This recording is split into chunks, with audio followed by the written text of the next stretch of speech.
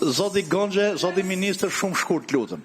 Atëherë, duke u përmbajtur shkurt thelbi të pyetjeve, po e nis nga fundi, pati një spekulim të madh në lidhje me stadiumin, nuk ka pasur asnjë lloj pagese për stadiumin të niveleve 50-60 milionë euro, siç u bë virale në shumë prej postimeve. Ajo është një strukturë e përkohshme, provizore, nëse keni parasysh shumë prej eventeve, garave, ngjarjeve ndërkombëtare, sportive, kulturore, e tjerë, Formula 1 e tjerë, po të keni parasysh Baku, Monaco e tjerë, të gjitha këto evente organizohen me struktura provizore, të cilat ndërtohen, ngrihen, rinë spektatorët në këto struktura për ditët e zgjatjes së eventeve dhe pastaj ato shpontohen përsëri.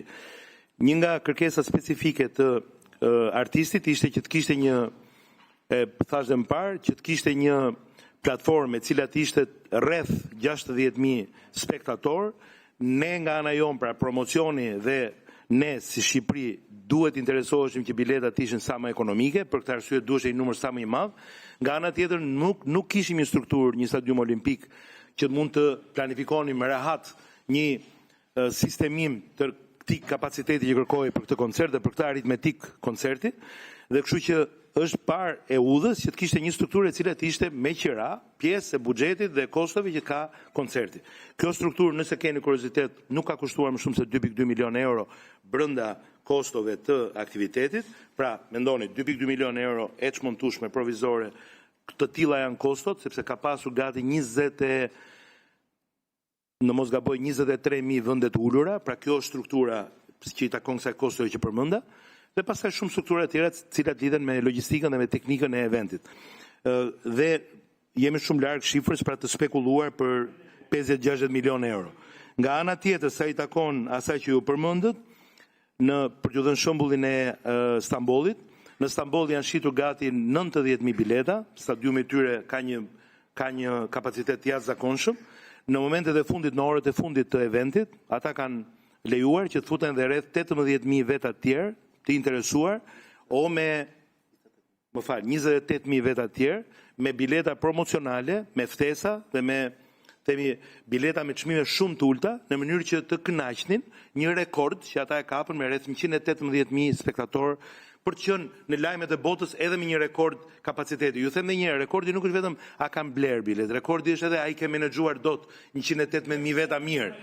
Neve jo, edhe ashtu shembull për të thënë që ka raste që drejt fundit, në orët e fundit të eventeve, ka dhe promocion, bileta me ulje, bileta që janë me gjysmë çmimi, me 30%, pasi ishte kuptuar rreth një javë para që problematika e shitjeve, e cila ju jeni komision ligjor dhe natyrisht ne këtu nuk jemi për politik, po neve këtu jemi për të analizuar ngjarjet dhe situatat, kontekstin në Shqipëri, na përballemi një situatë ku koncerti u kthye në një mulli ere ndaj të cilit u lëshua çdo Don Kishote, çdo themi protestues i asaj pjesës që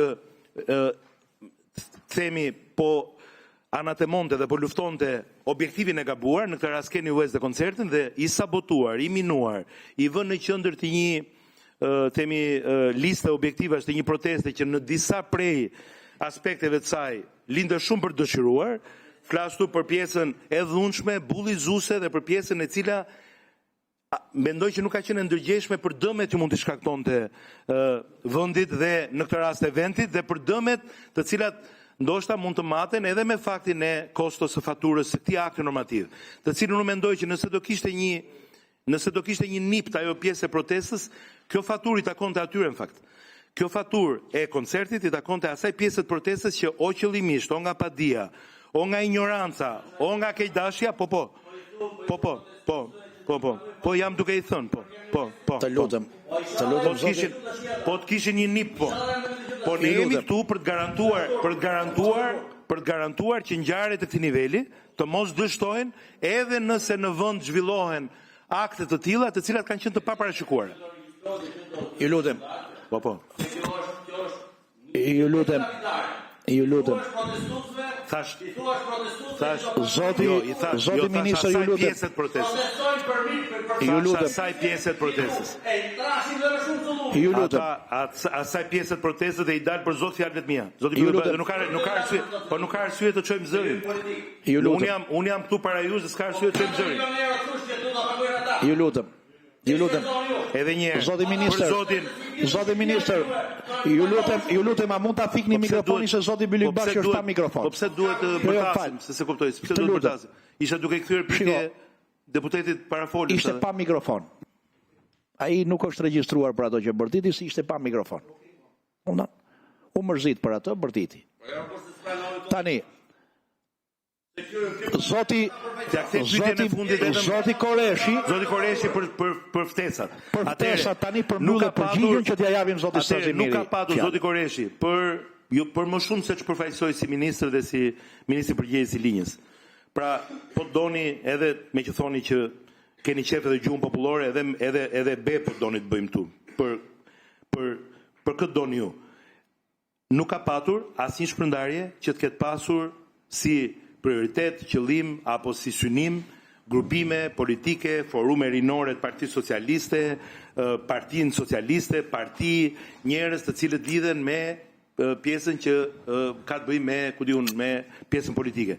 Ka pasur një vëmendje nga ana ministrisë që drejtoi për të gjitha grupet sociale, i janë dërguar letra zyrtare të konfirmuara me email, në mënyrë formale për të mbledhur të dhëna për student, për nxënës të cilët ishin në moshën e dur, për ata që kanë pasur rezultate më të larta, për familje, familjar, fëmijë të familjeve të policëve të vrarë, të familjeve që janë në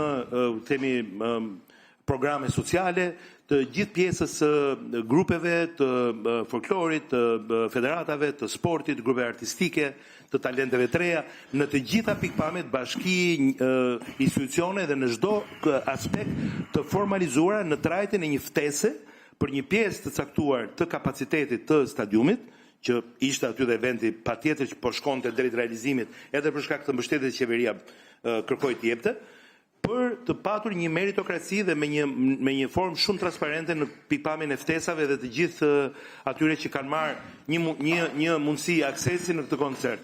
Pra nuk ka pasur asnjë lloj shpërndarje në baza miqësie, shoqërie, me qartë zoti ministër, tarafesh e tjerë. Dakor, faleminderit zoti Gonxhe. Shkurt se pastaj fjalën e merr zoti Strazimiri.